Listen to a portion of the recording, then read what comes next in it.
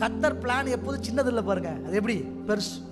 பெருசா ஆண்டவர் பேசும் பொழுது என்னப்பா நம்ம இருக்கிற சூழ்நிலைக்கும் அவர் சொல்ற வார்த்தைக்கும் சம்பந்தமே இல்லையே அப்படின்ற மாதிரி இருக்கும். அப்ப எப்படி தோணும்?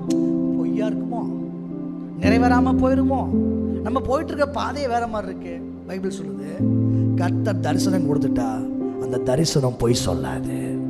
அது தாமதித்தாலும் அதற்கு காத்து. லேட் ஆகிற மாதிரி வேணா இருக்கலாம், மேபி சம்டைம்ஸ் லேட் ஆகிற மாதிரி உங்க மனசுக்குள்ள தோணும். என்னாண்டவரே இவ்வளோ லேட் ஆயிடுச்சேப்பா நம்ம மனசுக்குள்ள தோணும். பல நேரத்தில் நீர் மாத்திரம் இருந்திருந்தா எல்லாம் கரெக்டாக போயிருக்குமே அப்படின்னு லாஸ்ட் சௌரி சொல்லலையா? அது மாதிரி தான் பல நேரத்தில் நமக்கு ஐயோ என்னப்பா ஏப்பா ஒன்றும் நடக்கல அப்படின்னு மனசுக்குள்ள அடிச்சுக்கும் பாருங்க, மனசு அப்படி இருக்கும். ஆனால் பைபிள் சொல்லுது, அது லேட் ஆயிருச்சுன்றதுக்காக விட்டுட்டு போயிடாத, தாமதித்தாலும் அதற்கு காத்திரு.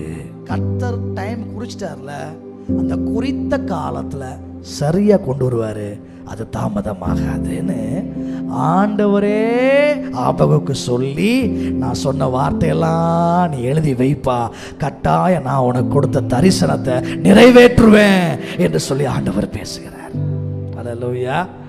உங்க குடும்பத்திற்கு ஆண்டவர் தரிசனம் வச்சிருக்கிறார். ஜெபம் பண்ணுங்க, உங்க பிள்ளைகளை குறிச்ச வெளிப்பாட்டை தேவன் உங்களுக்கு தருவார். இது வரைக்கும் அதெல்லாம் பெறலன்னா அதெல்லாம் நம்ம கட்டாயம் கேட்கணும். என் பிள்ளைகளை குறித்து வைத்திருக்கிற காரியம் என்ன என்று கேட்க வேண்டும்.